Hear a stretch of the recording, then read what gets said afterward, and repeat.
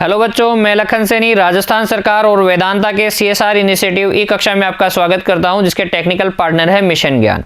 बच्चों, पिछले वीडियो में हमने कर लिया था विविध प्रश्नमाला 9 के प्रश्न संख्या 1 से 10 तक। आज हम करने वाले हैं आगे के प्रश्न। कॉपी और पेन लेके तैयार रहिए बच्चों। देखिए अगला प्रश्न, प्रश्न संख्या 11।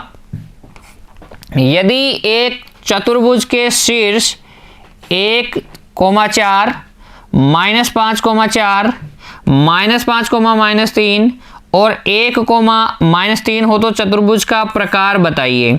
ठीक है, तो किस तरीके से हल करेंगे बच्चों? चतुर्भुज का प्रकार बताना है आपको, तो हमने पहले ही पढ़ लिया है कि चतुर्भुज का प्रकार बताना है तो 6 दूरियां हमें निकालनी पड़ेंगी, चारों भुजाएं और दोनों विकर्ण। तो देखिए हम कैसे लिखेंगे। माना एक बिंदु आपके पास हो गया 1,4, बी बिंदु आपके पास हो गया -5,4, सी बिंदु आपके पास हो गया -5, तथा डी बिंदु आपके पास हो गया 1, -3। दिए गए बिंदु ये ए बी सी डी क्या हैं? दिए गए बिंदु हैं। क्योंकि बिंदुओं हमें पता है, बिंदुओं P x1 y1 तथा Q x2 y2 के मध्य की दूरी PQ बराबर क्या होता है? √ x1 - x2 का whole square plus y1 - y2 का होल स्क्वायर होता है कि नहीं? इसलिए बच्चों, ए क्या है? 1,4 तथा बी क्या है? बी -5,4 के मध्य दूरी ए बी बराबर क्या हो जाएगा? √ x1 - x2 का होल स्क्वायर, y1 - y2 का होल स्क्वायर। और मैंने कहा था कि डिफरेंट साइन जोड़ दो और समान चिन्ह घटा दो। असमान चिन्ह है इसलिए जोड़ के लिख दो 1 + 5 का होल स्क्वायर प्लस समान चिन्ह है इसलिए घटा के लिख दो 4 - 4 का होल स्क्वायर। तो ये हो जाएगा 6 का स्क्वायर 36, 36 का रूट 6 इकाई। कितना आ जाएगा बच्चों? 6 इकाई आ जाएगा। तो ए बी निकाल लिया आपने। अब आप निकालेंगे BC। इसी प्रकार बी बिंदु कौन सा है? -5,4 और -5, -3। -5,4 और -5, -3 व C -5,3 के मध्य दूरी CD। अच्छा BC क्या हो जाएगा बच्चों? BC हो जाएगा √ x1 - x2 का होल स्क्वायर। समान वालों को हम क्या करते हैं? घटा देते हैं। तो समान वाले क्या हैं? -5 है दोनों में, -5 -4 और -5 -3। ठीक है, -3 नहीं है, प्लस माइनस का 3 है बच्चों, माइनस का 3 है और -5 और प्लस का 4 है। ठीक है, तो देखिए BC हो जाएगा, समान चिन्ह तो घटा के लिख दो, 5 - 5 का होल स्क्वायर, चिन्ह छोड़ दें, और विपरीत चिन्ह तो जोड़ के लिख दो 4 + 3 का होल स्क्वायर। तो ये तो हो गया 0, ये 7 का स्क्वायर, और 7 के स्क्वायर का रूट कितना हो जाएगा? 7 इकाई आ जाएगा बच्चों। कितना आ जाएगा? 7 इकाई। बिंदु B और C हो गया। C बिंदु है आपके पास -5, -3 तथा डी बिंदु कौन सा है बच्चों? डी बिंदु आपके पास है 1, -3 के मध्य की दूरी, 1, -3 के मध्य दूरी, यानी कि CD क्या हो जाएगा? √ x1 - x2 का होल स्क्वायर। विपरीत चिन्ह है कि सेम चिन्ह है? विपरीत चिन्ह है, देखो अलग अलग है, -5 प्लस का 1, तो जोड़ के लिख दो 1 + 5 का होल स्क्वायर प्लस माइनस का 3 समान चिन्ह है तो घटा के लिख दो, तो ये हो जाएगा 0 का होल स्क्वायर 6 का होल स्क्वायर कितना आ जाएगा 6 इकाई, कितना आ जाएगा बच्चों 6 इकाई। ए बी हो गया, ए बी आपने निकाल लिया, बी सी आपने निकाल लिया, सी डी आपने निकाल लिया। अब चौथी भुजा ए डी निकालेंगे। बिंदु ए बिंदु कौन सा है बच्चों 1,4 1,4 व डी बिंदु है 1,-3 के मध्य दूरी ए डी क्या हो जाएगा, ए डी हो जाएगा अंडर रूट समान चिन्ह घटा के लिख दो 1 - 1 का होल स्क्वायर, विपरीत चिन्ह जोड़ के लिख दो 4 + 3 का होल स्क्वायर, कितना आ जाएगा ये 7 इकाई आ जाएगा। ठीक है ना बच्चों, समझ में आ गया किस तरीके से x1 - x2 का होल स्क्वायर लिखते हैं। जल्दी से लिखने के लिए आप समान चिन्ह विपरीत चिन्ह वाला कंसेप्ट यूज लें। अब आप निकाल लें भुजाओं के बाद में विकर्ण AC ओ है BD। ठीक है, बिंदु ए है 1,4 व सी है -5, -3 के मध्य दूरी AC बराबर हो जाएगा अंडर रूट, देख लीजिए x और y, x1 और x2 के विपरीत चिन्ह हैं इसलिए 1 +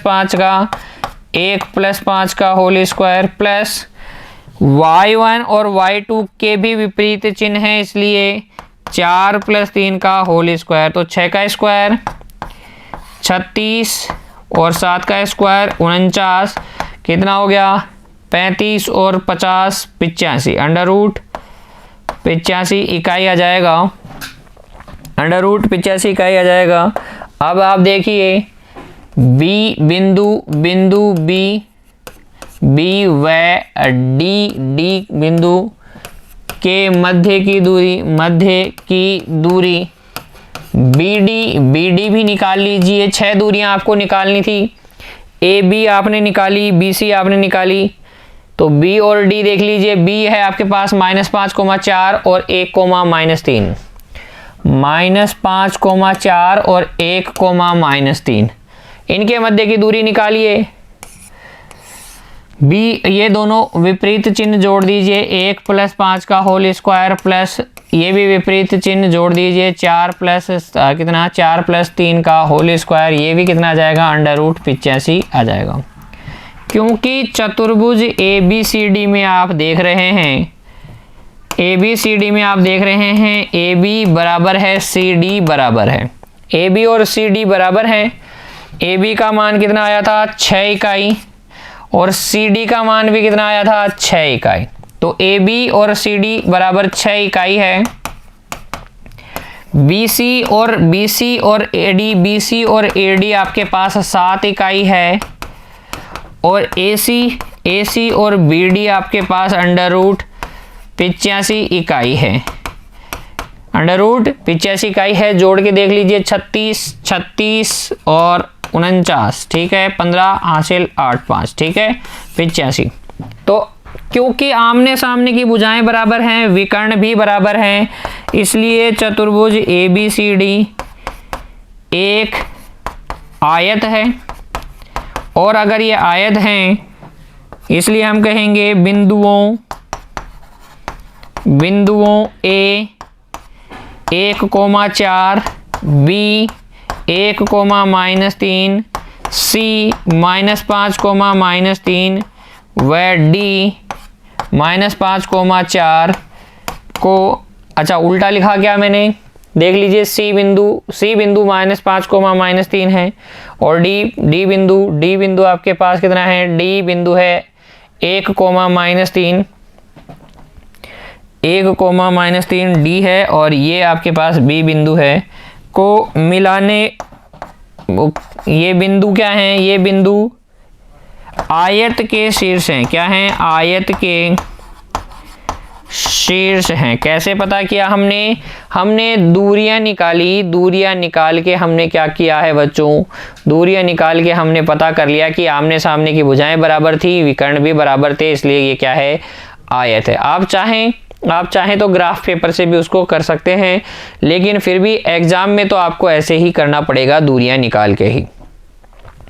अगला देखिए, इन बिंदुओं को 5 बिंदु दे रखे हैं और इनको क्रम से मिलाने पर कौन सी आकृति मिलती है। तो क्रम से तो तभी मिलेंगे जब हम इनको ग्राफ पेपर में मिलाएंगे। तो देखिए -2,0 ये रहा -2,0। अगला बिंदु है 2,0, 2,0 ये रहा। अगला बिंदु है 2,2, 2,2 ये रहा, यहाँ होगा 2,2। अगला बिंदु कौन सा है 0,4, x पे 0 y पे 4 ये रहा 0,4। अगला बिंदु है -2,2, -2,2 प्लस का 2 ये रहा। क्रम से मिलाइए, क्रम से मिलाइए, 1 2 ये 3 ये 4 और ये 5। क्या मिल गया है बच्चों, पंचभुज मिल गया है। क्या क्या मिला, क्रम से मिलाने पर कौन सी आकृति प्राप्त होती है, पंचभुज आपको प्राप्त होता है। क्या प्राप्त होता है, पंचभुज। चलिए अगला प्रश्न देखते हैं। प्रश्न संख्या 13, बिंदु 1,2 और 6,7 को मिलाने वाले रेखाखंड को बिंदु 3,4 किस अनुपात में विभाजित करता है। ऐसे भी हमने बहुत सारे प्रश्न किए हैं 9.2 में। तो देखिए बच्चों, ये बिंदु हो गया A 1,2, इसको मिलाना है बिंदु B बिंदु कौन सा है 6,7। इनको बिंदु जो P है P बिंदु 3,4 किस अनुपात में विभाजित कर रहा है, आपसे ये पूछा है। तो आप क्या बोलेंगे कि M1 अनुपात M2 में विभाजित कर रहा है। क्या बोलेंगे हम, माना बिंदु 1,2 और 6,7 को मिलाने वाले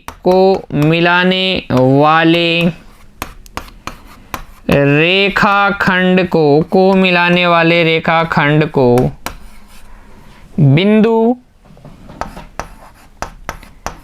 बिंदु P 3,4 M1 अनुपात M2 के अनुपात में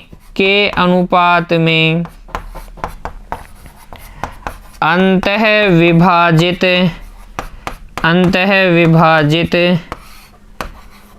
करता है। M1 अनुपात M2 के अनुपात में अंतः विभाजित करता है। अतः आप बोलेंगे Px, y बराबर M1x2 प्लस M2x1 बटे M1 प्लस M2। फिर आप बोलेंगे M1y2 प्लस M2y1 बटे M1 प्लस M2। और अब आप बोलेंगे कि प्रथम कंपोनेंट के और सेकंड कंपोनेंट के बराबर होगा। तो आप कहेंगे इम्प्लाइज क्या 6M1 plus M2 6M1 plus M2 बटे M1 प्लस M2 बराबर 3 तथा बच्चों दूसरा 7M1 2M2 7M1 plus 2M2 upon M1 plus M2 ये किसके बराबर 4 के। ऐसा ही होगा। अब आप किसी भी एक को लेकर हल कर लीजिए, M1 अनुपात M2 आपके पास आ जाएगा। देखिए यहाँ से अगर आप करते हैं तो आपको मिलेगा 6M1 प्लस M2 बराबर 3M1 प्लस 3M2। ये M1 प्लस M2 उधर जाके 3 से मल्टीप्लाई हो गया। M1 वालों को एक तरफ कर लीजिए तो 3M1 बराबर 2M2 आएगा और M1 अपॉन M2 आपके पास आ जाएगा 2/3। या फिर बच्चों आप ऐसे भी कर सकते थे कि 7M1 प्लस 2M2 बराबर इधर जाके ये 4M1 प्लस 4M2 हो जाता और ये आ जाता 3M1 बराबर 2M2 और वापस से M1 अपॉन M2 2/3 ही आता। तो आप लिखेंगे अतः अभिष्ट अनुपात जो आपको ज्ञात करना था वो क्या है 2/3 है बच्चों। 3:2 लिखने पर क्या माना जाएगा गलत। मैं बार बार इस बात पे इसलिए जोर देता हूँ क्योंकि हम ऐसी गलतियाँ करते हैं, इसीलिए मैं बोल रहा हूँ ध्यान से लिखिए। m1:m2 कितना है, 2:3 है, 3:2 नहीं है। आपसे पूछा गया था कि किस अनुपात में विभाजित करता है, तो किस अनुपात में करता है, 2:3 में।